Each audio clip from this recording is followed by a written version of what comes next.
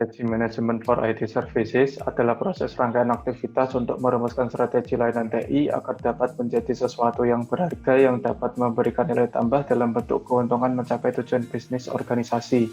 Rangkaian aktivitas merumuskan strategi layanan TI terdiri dari analisis strategi dan generating strategi. Analisis strategi menggunakan analisis SWOT yang mencakup strengths, weakness, opportunities, dan threat.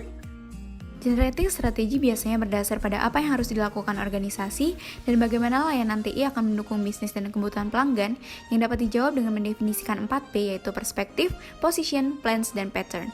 Pertanyaan tersebut dapat dijawab dengan 8 langkah yaitu menentukan target pasar, memahami pelanggan, menjabarkan bisnis outcome dan value layanan TI, memvisualisasikan layanan, memahami peluang pasar, mendefinisikan layanan TI sesuai outcomes, mendefinisikan service model, dan mendefinisikan service unit. Sebuah perusahaan holding company memiliki anak-anak perusahaan, di mana selama ini Departemen IT yang berada di perusahaan induk bertugas melayani semua layanan IT anak-anak perusahaan tersebut. Suatu ketika, dalam rangka peningkatan akselerasi perusahaan, meningkatkan keuntungan, dan menekan biaya operasional atau tujuan bisnis organisasi, Dewan Eksekutif Perusahaan mengambil kebijakan, yaitu memperbolehkan setiap anak perusahaan mengambil layanan IT dari mana saja, tidak harus dari Departemen IT perusahaan. Lalu dilakukan kajian SWOT dan didapatkan strength-nya adalah layanan TI yang disediakan Departemen TI selama ini telah cukup handal dan mudah diakses.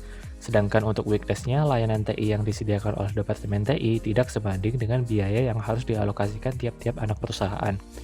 Mereka yakin dapat memperoleh layanan TI yang lebih murah dari pihak luar dengan melakukan outsourcing.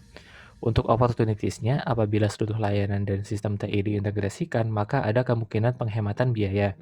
Sedangkan threats-nya adalah penyedia layanan TI luar atau outsourcer dengan harga yang lebih murah, belum ada jaminan kualitas layanan dan jaminan keamanan. Dari analisa SWOT ini dilanjutkan dengan generating strategy yang akan diambil keputusan dari jenis penyedia layanan IT jenis kedua, yaitu shared service provider dan tujuan strategis layanan IT dengan contoh. Perspektif, menyediakan layanan IT yang dapat memenuhi kebutuhan semua unit bisnis perusahaan. Position, mempermudah pengguna dengan mengintegrasikan sistem dan layanan. Plan, mereview layanan IT yang ada, mencari layanan-layanan yang boros, dan efisiensi operasional dengan melatih staf-staf IT. Pattern, mereview proses dan prosedur insiden manajemen dan problem management agar selalu konsisten, efisien, dan meningkatkan kepuasan pelanggan.